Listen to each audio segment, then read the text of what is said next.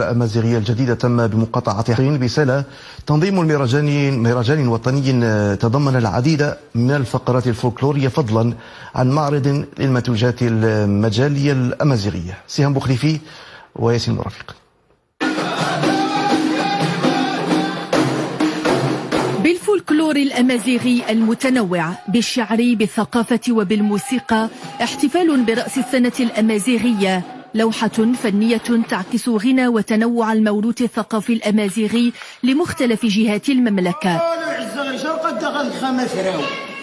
درنا واحد الندوة فكرية البارح حضروها أساتذة جامعيين ودكاترة وأكاديميين مخصصين في الأمازيغية وهي الثقافة والهوية الأمازيغية، وطرقوا المراحل كلها من الأول من الخطاب ديال صاحب الجلالة ديال 2001 ديال أجدير إلى خروج يعني القانون التنظيمي ديال الطابع الرسمي ديال الأمازيغية. بدينا كمعرض السلع الأمازيغية، وكاين فقرات حفل فني في فقرات فولكلورية الأمازيغية، وهناك شعر قراءة شعر والحسن الحسن، وغيكون عرض مسرحي علاش غير هنا، وغتكون كذلك فرق أمازيغية غتشارك معنا في هذا الحفل هذا وتكريمات.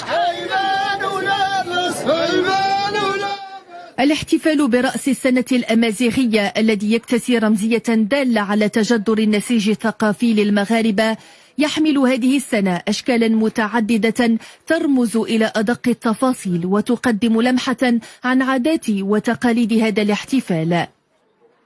مقاطعة حصين اللي صدم مجموعة من السكان والعديد من السكان اللي هم أمازيغ، ارتأى المجلس بكل فعاليته أن ينظم هذا المهرجان الوطني، وهذه التجربة الأولى إن شاء الله، وفي انتظار السنة القادمة إن شاء الله تكون واحد التجربة اللي هي أكثر، تكون ضمن النسخة الثانية إن شاء الله.